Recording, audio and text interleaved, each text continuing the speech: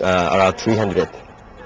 But at the first day, from the registration, we got 400 participants. So popular. Yes, the extra 100, but we can manage. So you feel it. Other the presentation of research, we also have the exhibition.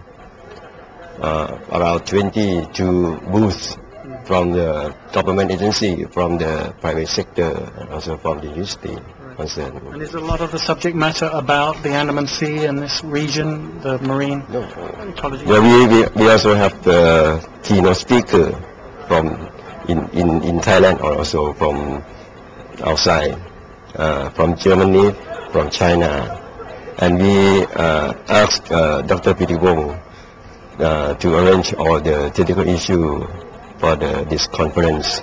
Okay. Yeah. Well, Dr.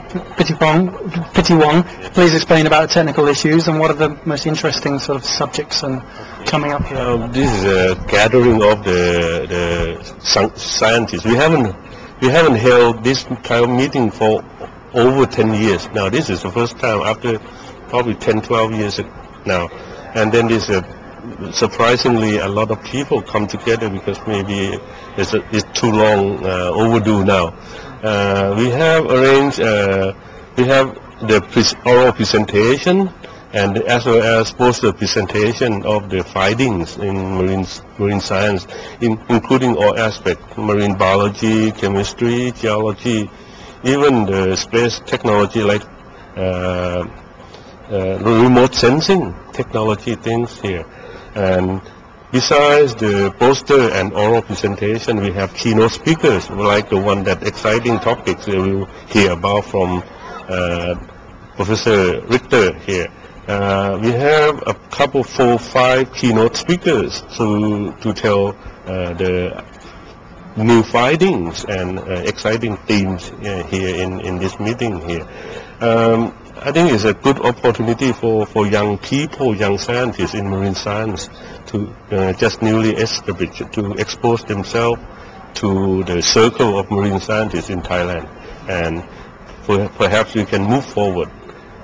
What we're going to do, actually we have a session, what we're going to do in futures, the cooperation, the capacity building, or so many issues now. What have been the highlights so far for you then? What's the most interesting? We have the first day we're starting out with the history and evolution of marine science in Thailand. Surprisingly, that marine science in Thailand started 150 years ago, a long time ago. Actually, but not by Thai people, but the Danish expedition came to the Gulf of Thailand. And then starting from that on, we have a long history of marine science.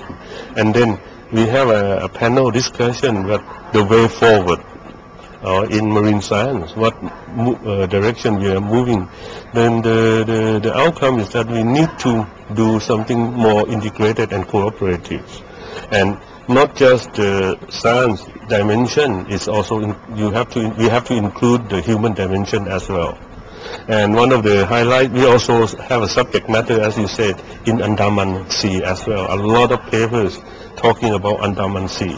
One of the highlights is by Professor Richter from Germany, talking about the mechanism of nutrient being shot from cold water to maintain the complexity of the coral reefs. You will hear firsthand from him. Well, while we're talking about it then, Dr. Claudio, tell us about what you've been talking about in your project here in Similan. Yeah, so this project is carried out in cooperation with the Phuket Marine Biological Centre.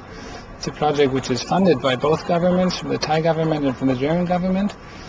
And it deals with a very dynamic ocean processes, how waves which occur within the ocean may affect the coral reefs in the area. So one of the fascinating aspects here in internal waves, not the external or the visible waves. No, these are waves which you cannot really see from the surface, but you can actually feel them as a diver. So if you as a diver come to the Similan Islands, you will see beautiful reefs, but all of a sudden you see a wall of really murky green water coming in slow motion, and this water is very cold, and you can actually feel it, and you can see the fish reacting to it. And so the goal of this project is to see to what extent those waves really actually structure the reefs in the area. So what is the effect on the overall productivity? It's a combined of it's a very integrated project with oceanographic aspects of physics, chemistry, biology gets involved together with the geology in the area. Where are these cold waves coming from? Are they coming from the Arctic or the Antarctic or somewhere?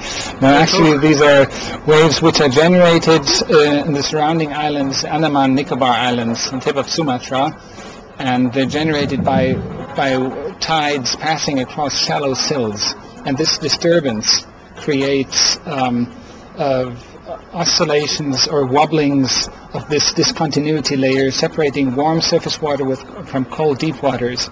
And so when these waves break, they bring this cold deep water into the shallows, and this creates this cold water. How cold, or what temperature are we talking about? We're talking about 10 degrees Celsius drops in temperature. So you're in balmy 29 degrees, and all of a sudden you find yourself in 18, 19 degrees. Now this is really cold. I think I remember a couple of years ago there were sightings of killer whales which were theorized at the time might be due to cold water. Is this a connection here? It's likely that something tie up with the cold water being shot into the shallow area.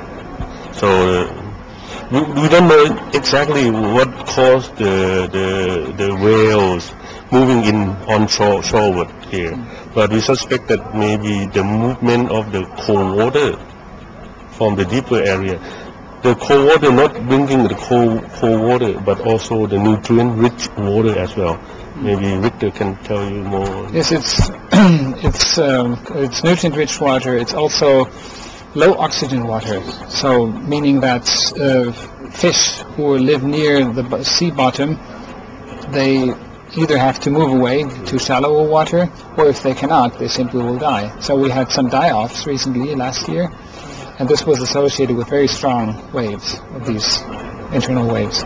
And from Wannakiat, recently also we had the false killer whales beaching at Racha Island near Phuket. Did that subject come up in any of these lectures here? No, but we just give some information about that killer whale coming in Racha in Phuket. Have there been any further sort of conclusions or reasons researched why they came here?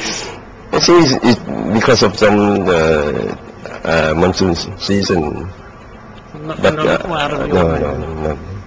And also recent dolphins dying. This morning there's the huge schoolings of dolphin coming in Aew. This morning 100. So I asked Dr. Claudio to go to see what happened. But firstly we can assume that that school of dolphin coming for feeding in nearby the Aew and Aew. When you say 100, is that unusual, that number? Yes. Normally it's what, 20? Normally it's 10 to 20, yes. And you're going to take all the scientists from the conference out to go and see the dolphins? After they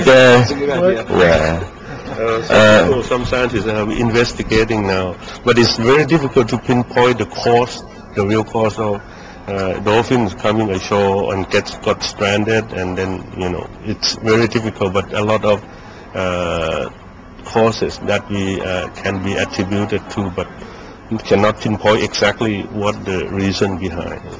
Some have theorized them.